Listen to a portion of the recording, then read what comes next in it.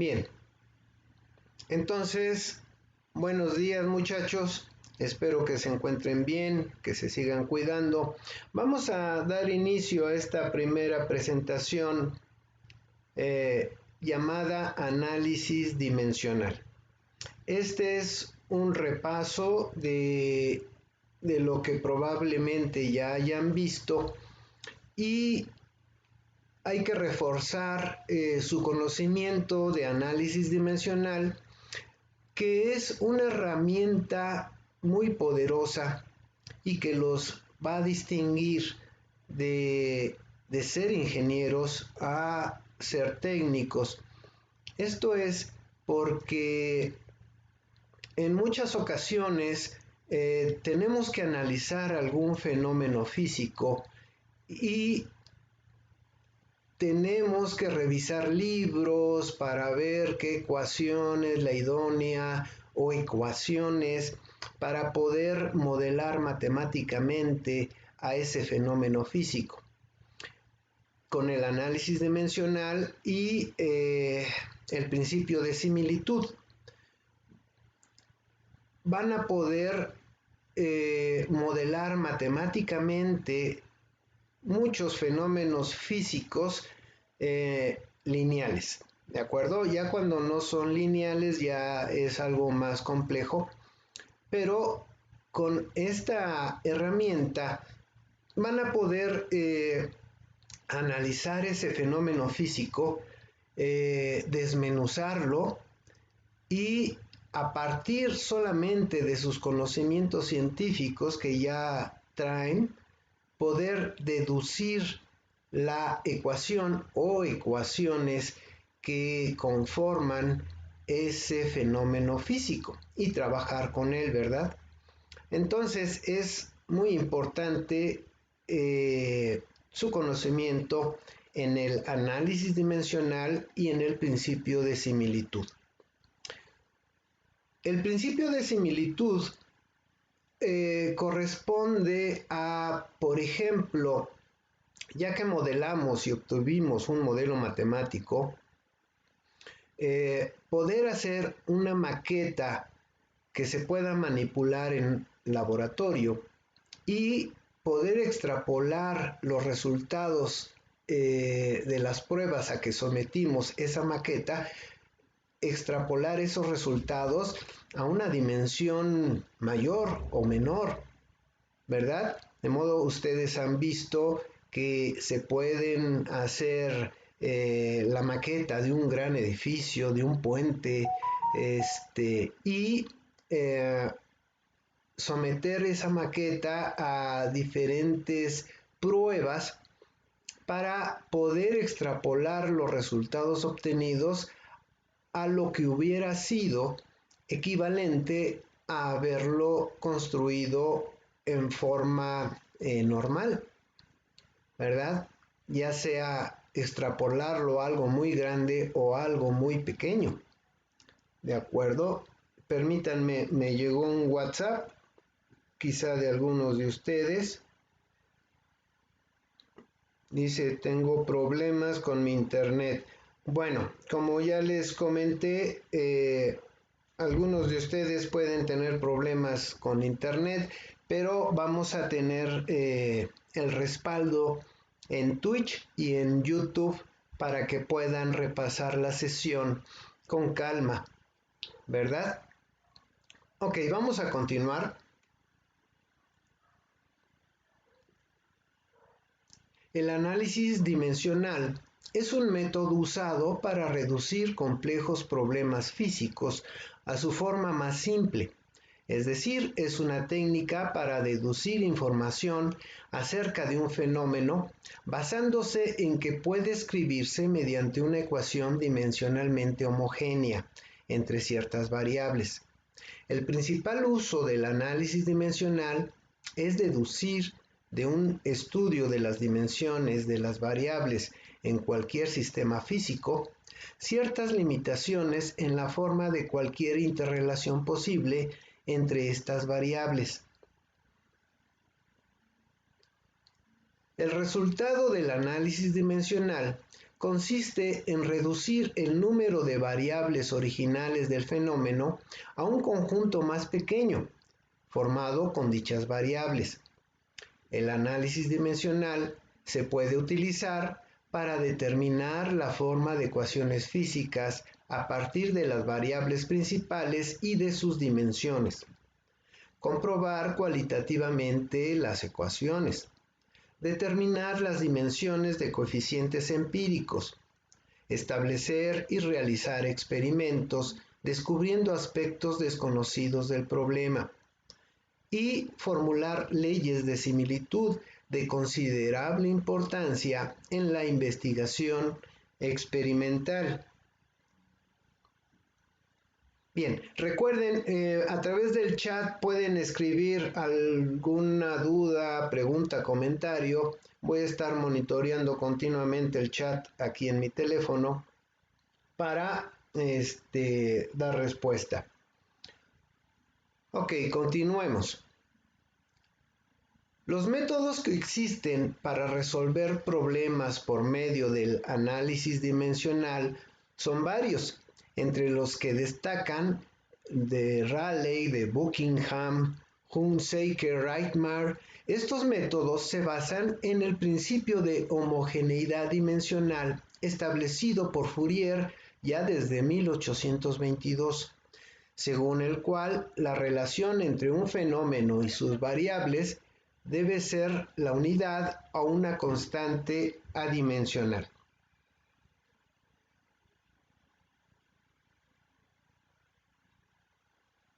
Bien.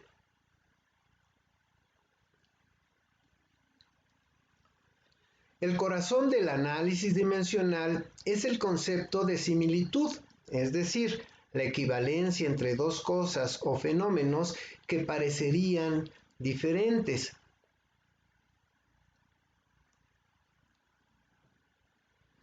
La similitud se refiere a la transformación de variables que nos lleva a una reducción de variables independientes que especifican el problema. La similitud también puede ser entendida como la normalización de todas las ecuaciones y condiciones de frontera en términos de cantidades que especifican el problema e identifican los grupos funcionales que aparecen como resultado de ecuaciones adimensionales. El análisis dimensional es entonces la única opción donde las ecuaciones y condiciones de frontera no están completamente articulados. La similitud es, obtenido el modelo matemático de un fenómeno físico, poder extrapolar los resultados que se obtengan después de hacerle pruebas a una maqueta manejada a nivel laboratorio, extrapolar estos resultados a como si hubiéramos construido nuestro sistema a tamaño normal. Como les comenté al inicio, puede ser que deseamos hacer pruebas de cómo se comportaría un grupo de células bajo ciertas condiciones de iones en sus concentraciones, etcétera.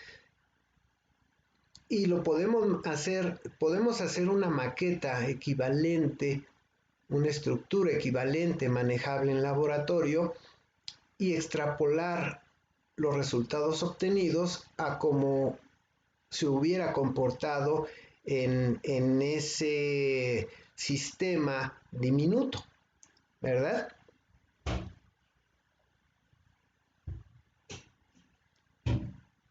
Algunas ideas básicas de similitud y de análisis dimensional son encontradas en los trabajos de Fourier en el primer cuarto del siglo XIX.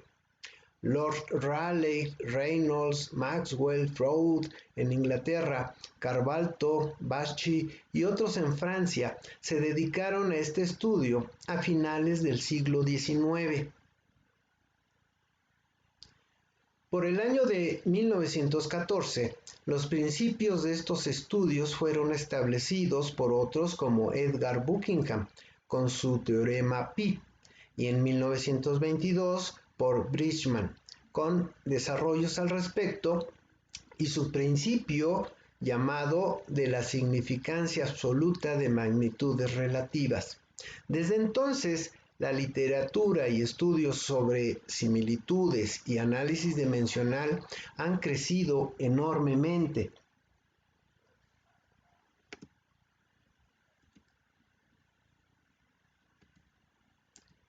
Y bueno, aquí vemos a estas eminentes investigadores que abrieron brecha en estas herramientas, Lord Rayleigh y Edgar Buckingham. Bueno, unos tipazos.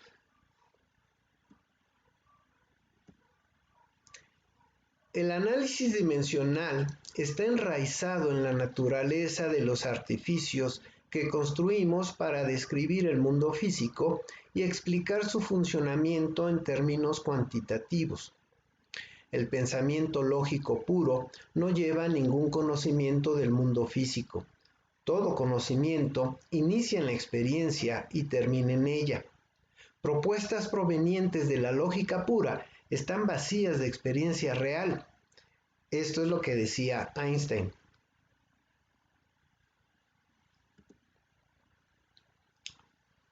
La ciencia inicia con la observación y descripción precisa de cosas y eventos. Es en este primer paso donde encararemos el hecho en el que descansa el análisis dimensional. La descripción en términos absolutos es imposible. No podemos hacer otra cosa más que comparar una cosa con otra. Cuando decimos, que algo es un árbol, nos referimos al conjunto de atributos que de alguna forma comparten cierta familia de objetos que acordamos llamar árboles.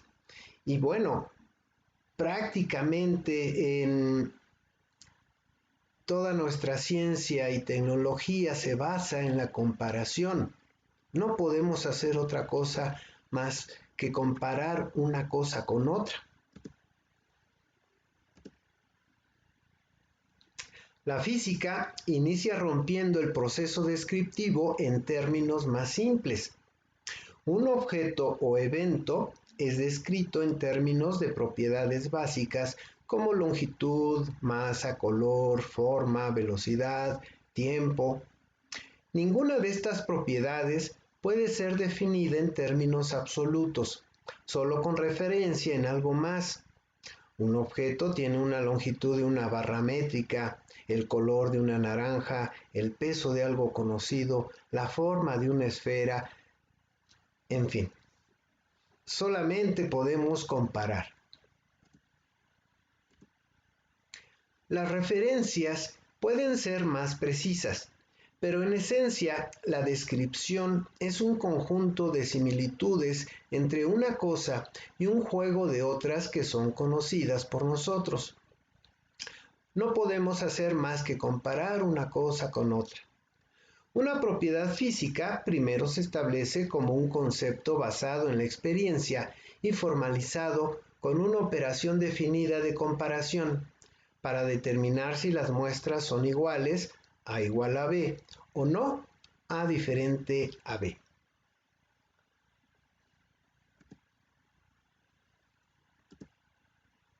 Esta operación, la cual es un procedimiento puramente físico, define la propiedad. Esta propiedad no ayuda para poder decir si una muestra es mayor a otra con formas y colores. No podemos decir si una forma cuadrada es igual o mayor a una forma circular, o si el color verde es menor que el blanco. Esto no tendría sentido.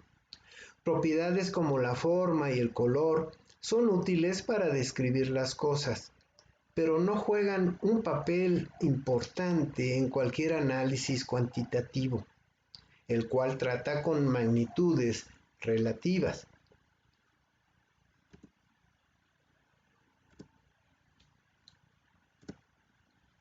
Como se ha mencionado, una propiedad física inicia con la experiencia y se formaliza con la definición de la operación de comparación para determinar si dos muestras son iguales o no. Esta operación, la cual es enteramente un proceso físico, define la propiedad. Propiedades del mismo tipo son comparadas por medio de la misma operación de comparación. Propiedades de diferentes tipos no pueden ser comparadas porque no existe la operación que defina una igualdad. Preguntar si una masa particular es igual a una longitud particular no tiene significado. No existe un procedimiento para hacer tal comparación.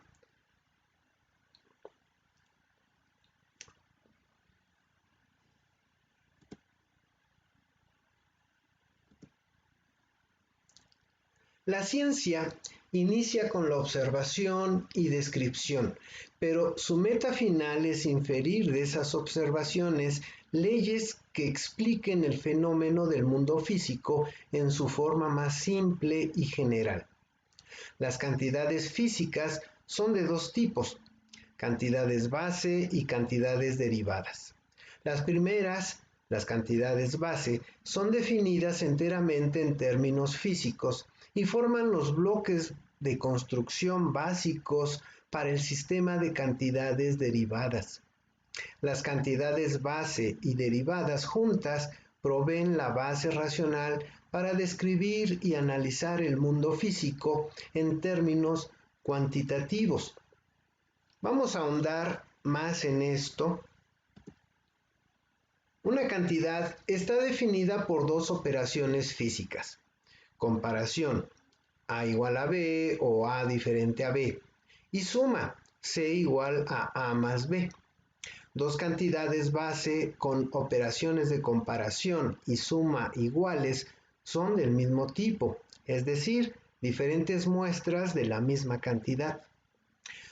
Todas las cantidades físicas son propiedades de cosas físicas o eventos. Las operaciones de comparación y suma son físicas, pero requieren tener ciertas propiedades que imiten a aquellas operaciones matemáticas de números puros. Por ejemplo, 1. La comparación debe obedecer la ley de identidad. Si A igual a B y B igual a C, pues entonces podemos decir que A igual a C. 2. La suma debe de ser conmutativa, asociativa y única. 3. El concepto de mayor o menor que. 4. Resta. 5. Multiplicación de una cantidad física con un número. 6. División. Este juego de propiedades no solo describen la resemblanza o la imagen de las cosas, sino que lo hacen en el lenguaje de las matemáticas. Recuerden que pueden hacer algún comentario a través del chat, lo estoy monitoreando continuamente.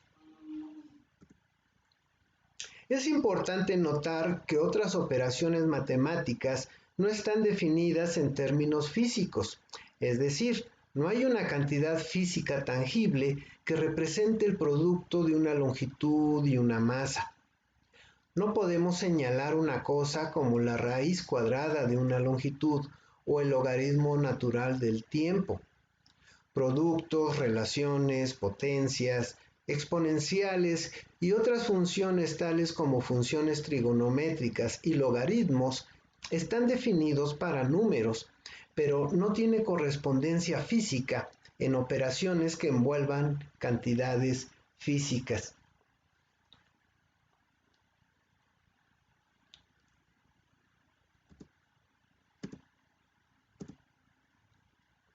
Las dos operaciones que definen cualquier cantidad base hacen posible expresar cualquier cantidad como un múltiplo o muestra propia de su clase, esto es, medir en términos de una unidad. La unidad puede ser elegida en forma arbitraria. La operación de comparación permite replicar la unidad y la operación de suma permite la identificación y réplica de fracciones de la unidad.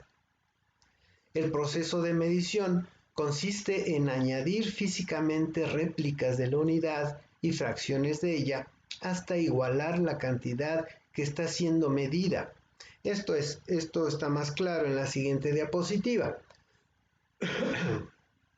Si A es la unidad para cantidades A mayúscula, vean aquí, el proceso de medición nos lleva a un valor numérico delta tal que A mayúscula sería igual a delta veces A minúscula. Es decir, aquí tengo mi unidad A minúscula y con ella quiero medir A mayúscula. Entonces aquí puedo replicar A minúscula las veces necesarias y fracciones de ella para dar una cantidad de medida de A mayúscula, ¿verdad? Ok. El valor numérico de una cantidad base depende de la elección de la unidad, pero la cantidad física existe independientemente de la unidad elegida. Es decir, si el tamaño de la unidad cambia por un factor n, el valor numérico delta cambia por un factor de n-1. Esto es, vean ustedes, aquí puedo yo trabajar, por ejemplo, con 10 kilogramos.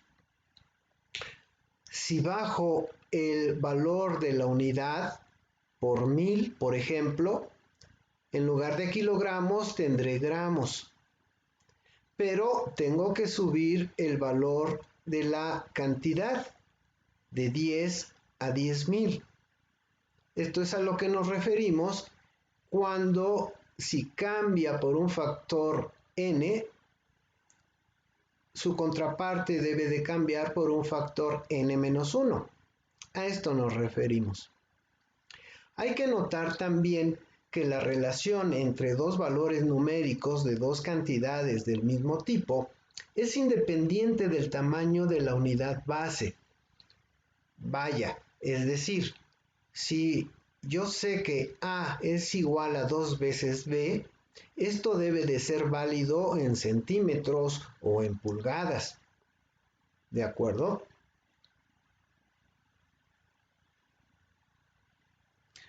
En la descripción cuantitativa de eventos y cosas físicas, nos referimos a valores numéricos de cantidades base y utilizando ciertas fórmulas matemáticas obtenemos números derivados. Determinando la distancia L que recorre un objeto en un tiempo t, podemos calcular la velocidad, ¿verdad? Como longitud por tiempo a la -1, o con la medida de la masa m y la velocidad v de un objeto, calculamos su energía cinética, como m por v al cuadrado entre 2. Estos números son cantidades derivadas del primer tipo. Entonces, las cantidades básicas son las de referencia, por ejemplo, longitud, masa, tiempo, etc., en el sistema internacional. Ya las cantidades derivadas son las composiciones que podemos construir a partir de las cantidades base.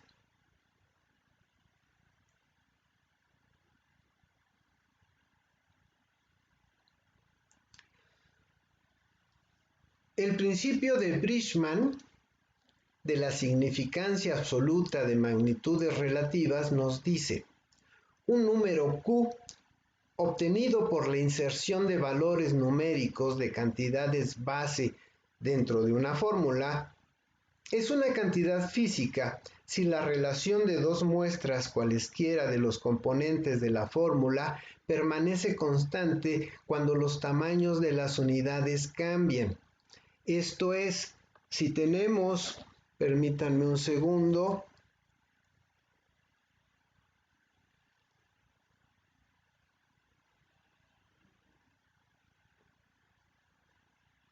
si tenemos un número Q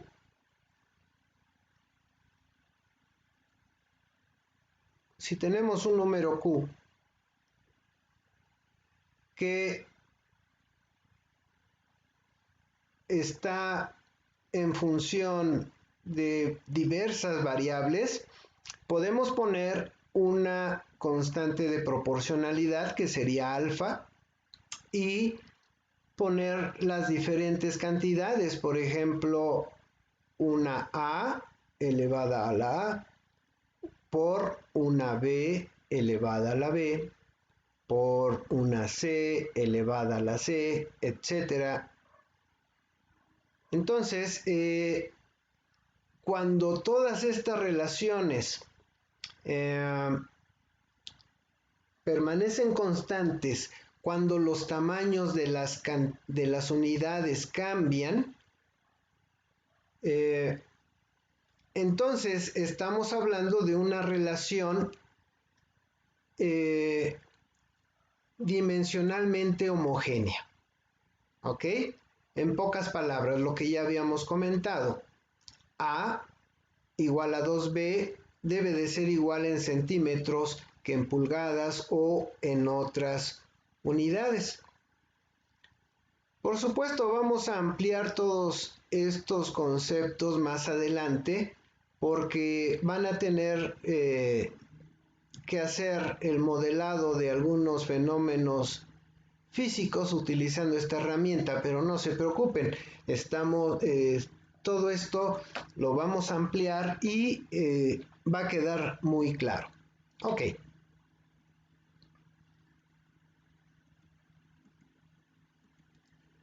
Hablemos del método de Rayleigh. El método que desarrolló Lord Rayleigh, pues es muy bueno. Ahorita vamos a ver un pequeño ejemplo de él. Sin embargo, ya el método que formuló Buckingham es mucho más amplio y general.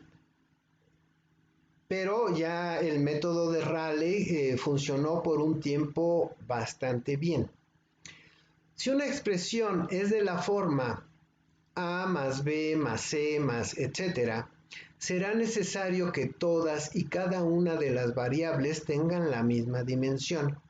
En cambio, si se tiene un conjunto de variables que representan un fenómeno dado y si todas o algunas de ellas tienen dimensiones diferentes, una función que las relacione debe de ser un producto de estas variables elevadas a determinadas potencias, de forma que se cumpla el principio de homogeneidad. Es decir, como lo vemos aquí en la ecuación 1.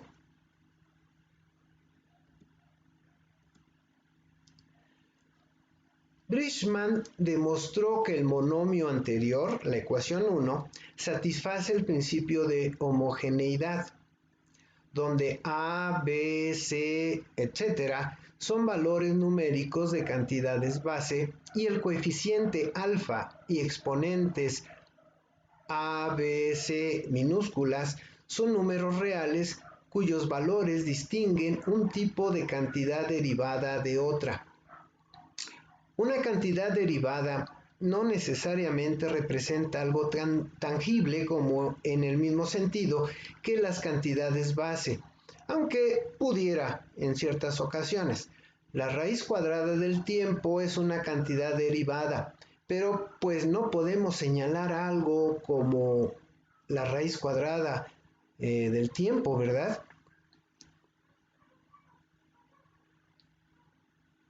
Vamos a ver un ejemplo utilizando el método de Rayleigh.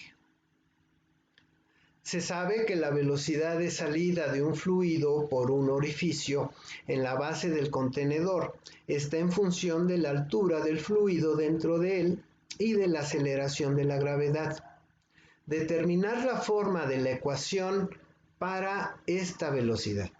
Ok, aquí tenemos el contenedor con un orificio en el fondo y la salida del fluido. Entonces, sabemos que la velocidad de salida del fluido está en función de la gravedad y de la altura del líquido en el contenedor. Por lo tanto, llevando esto a la forma del monomio de la ecuación 1, veríamos que es una alfa por G a la A por H a la B. Entonces, la velocidad la tenemos acá con sus dimensiones. Permítanme poner aquí mi pluma. Aquí tenemos la velocidad. Aquí tenemos nuestra constante de proporcionalidad, nuestro coeficiente alfa, la gravedad, aquí está, y sus dimensiones. Vean, esta es la dimensión de la velocidad, longitud por tiempo a la menos 1. Las dimensiones de la gravedad, longitud por tiempo a la menos 2. Y la altura con su dimensión que es longitud. ¿De acuerdo? Ahora, si quitamos las cantidades, esta relación quedaría de esta forma. Aquí tenemos ya la igualdad con las puras dimensiones. Longitud por tiempo a la menos 1 igual a esto. Ahora, el método de Rayleigh nos dice que los exponentes del lado izquierdo de la igualdad deben de ser igual a los exponentes del lado derecho de la igualdad. ¿Ok? Entonces tenemos esto y que debe de ser igual a esto. Bien. Permítanme, voy a borrar aquí mi pizarra porque si no mis garabatos siguen aquí. Ok. Entonces, se debe cumplir que la suma de los exponentes de las dimensiones de la derecha de la igualdad sean iguales a la suma de los exponentes respectivos de la izquierda. Entonces tenemos a más b igual a 1 y menos 2a igual a menos 1. Por lo tanto, de la primera relación tenemos que a es igual a 1 menos b. De la segunda relación tenemos que a es igual a 1 medio y por lo tanto b igual a 1 medio. Es decir, esto de acá. Entonces, el resultado final va a ser que v, la velocidad, es igual a alfa por la raíz cuadrada de g por h. Recuerden, como g está a la a y vale 1 medio, h está elevada a la b y b vale 1 medio, entonces quedaría así.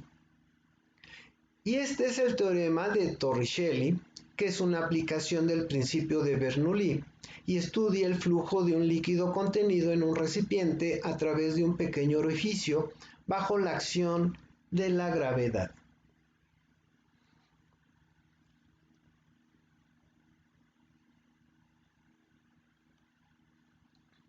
Ya cuando se aplica la ecuación de Bernoulli como él la obtuvo, en realidad es esto.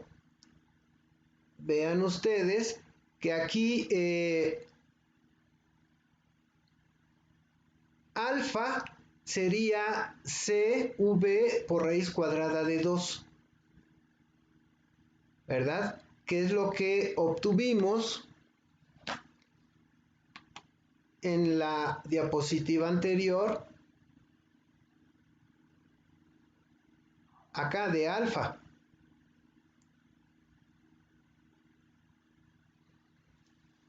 Sin embargo, Bernoulli ya en forma empírica obtuvo los valores correctos de CV.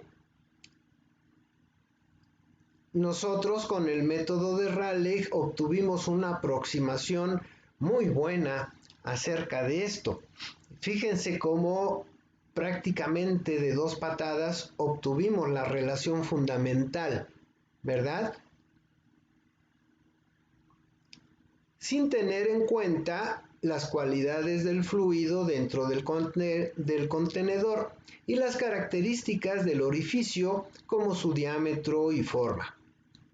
El método de análisis dimensional de Rayleigh fue mejorado por Buckingham con una amplia generalización que se conoce como el teorema Pi. A ver, chicos, por favor, regálenme un pulgar arriba para saber si me están escuchando bien o estoy hablando solo o que, ¿verdad? Hay un pequeño retardo de algunos 15 segundos en la transmisión, de modo que en ciertas ocasiones tendré que esperar aquí a ver su respuesta.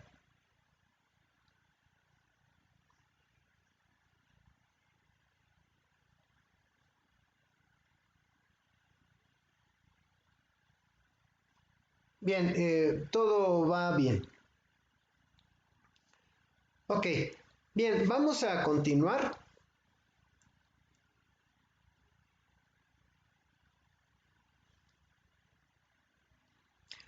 Para evitar hablar de unidades, de cantidades que pudieran no tener representación física, pero cuyo valor numérico sí depende de la unidad base, nos referimos a esto como dimensión. Es decir, cuando veamos así en corchetes A mayúscula igual a L, nos referimos a esto como la dimensión de A es L, longitud. ¿De acuerdo? Con esto se quiere decir que si el tamaño de la unidad de longitud se incrementa por un factor de n, el valor numérico de A se incrementa por un factor n-1, como ya lo habíamos comentado. La dimensión de una cantidad derivada conlleva la misma información generalizada para cantidades derivadas y así como la base.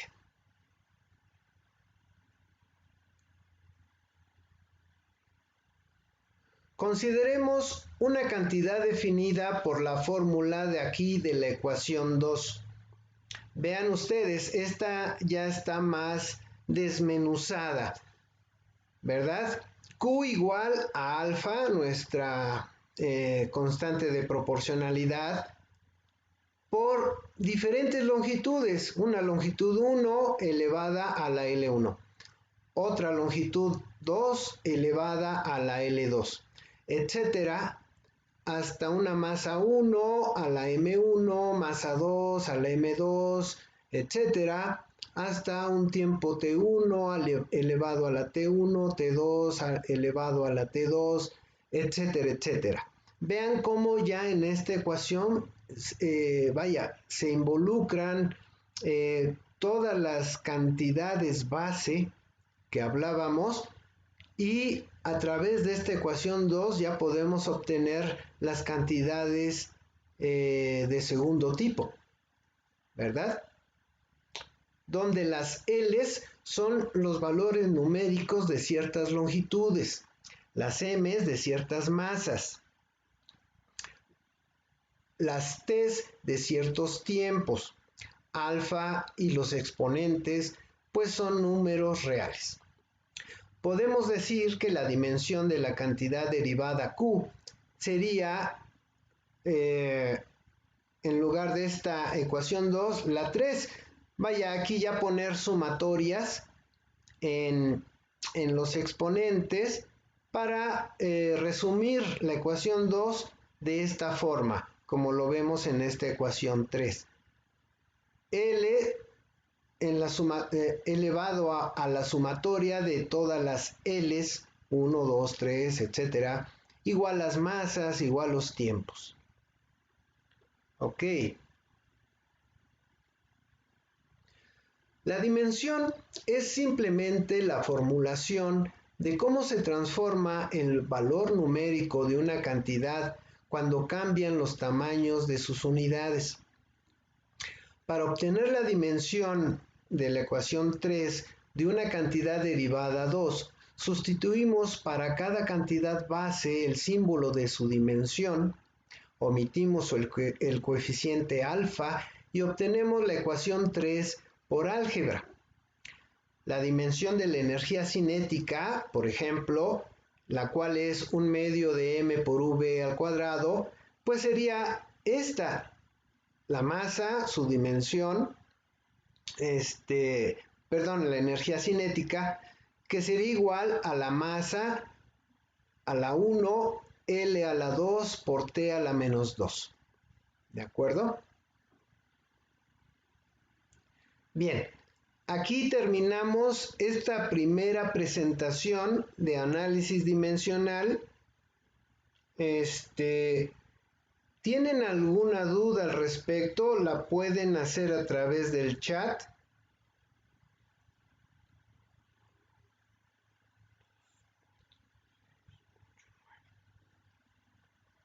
Bien, chicos, vamos a dejar hasta aquí esta presentación. Vamos a continuar con la siguiente en la siguiente sesión. Y muchas gracias.